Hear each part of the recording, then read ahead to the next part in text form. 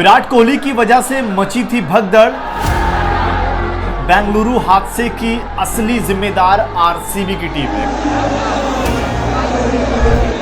कर्नाटक सरकार की रिपोर्ट ने सबको चौंका दिया है और इस रिपोर्ट में विराट कोहली और आरसीबी की टीम पर पूरा ठीकरा फोड़ दिया है और कहीं ना कहीं मुसीबतें जो हैं वो इन दोनों की बढ़ने वाली है। दरअसल कर्नाटक सरकार ने जो रिपोर्ट सौंपी है उसमें जिस तरीके से बातें कही गई हैं वो कहीं ना कहीं उनका बचाव और सीधे तौर पर आरसीबी पर इल्जाम लगा दिया गया है। रिपोर्ट की बात करें तो उसमें कहा गया कि विक्ट्री परेड के दौरान बहुत बड़ी लापरवाही हुई है और पुख्ता इंतजाम भी नहीं थे। इवेंट का आयोजन कराने वाली company DNA network private limited ने 3 जून को पुलिस को सिर्फ सूचना दी थी। यानी उनका मानना है कि पुलिस ने बता तो दिया था लेकिन सूचना उन्होंने दे दी थी, लेकिन 2009 के आदेश के अनुसार इजाजत नहीं ली थी कि हमें सिक्योरिटी चाहिए, हमें ये सारी चीजें चाहिए, हमें इतने लोग आ जाएंगे। किसी तरह की घटना ना हो इसी वजह से पुलिस ने सीमित कार्यक्रम के लिए अनुमति दी थी,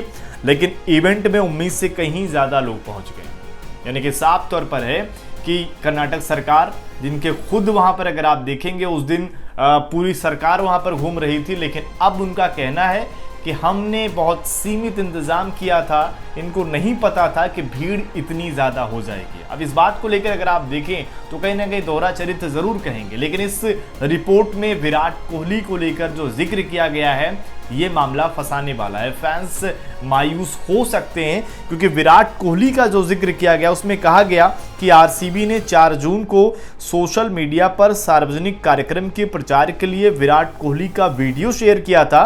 कोहली ने वीडियो के जरिए फैंस से फ्री में इवेंट में शामिल होने के लिए कहा था, जिसकी वजह से भीड़ जो है वो ज्यादा बढ़ गई। हम आपको स्क्रीन पर ये पोस्ट भी दिखा रहे हैं जो आरसीबी की तरफ से किए गए थे। बाद में इन तमाम चीजों को आधार माना गया और ये कहा गया कि शायद ये नहीं करनी चाहिए अगर इजाजत आपने नहीं ली है, लेकिन अब पुलिस की ये बातें हैं और तमाम पहले तो ये था कि कर्नाटक सरकार की तरफ से कि इन तमाम चीज़ों को गोपनीय रखा जाए, लेकिन जब हाई कोर्ट की तरफ से आदेश आता है उसके बाद इन चीज़ों को उजागर किया गया। लेकिन इस आरोप लगने के बाद ये तो तय है कि आरसीबी और विराट कोहली की मुश्किलें बढ़ सकती हैं, क्योंकि वहाँ की सरकार खुलेआम तौर पर अगर उन्हीं को आरोपी बना रही है तो ये मामला और गंभीर होता जाएगा। क्योंकि बेंगलुरु हादसे में 11 लोगों की मौत हो गई थी, 50 से ज़्यादा लोग घायल हो गए थे। यानी कि एक खुशी का मौका जो था वो गम में तब्दील हो गया था, क्योंकि 18 साल बाद आरसीबी चैंपियन बना था तो जश्न तो बनता था। अब ऐसे में कर्नाटक सरकार अगर एक कहती है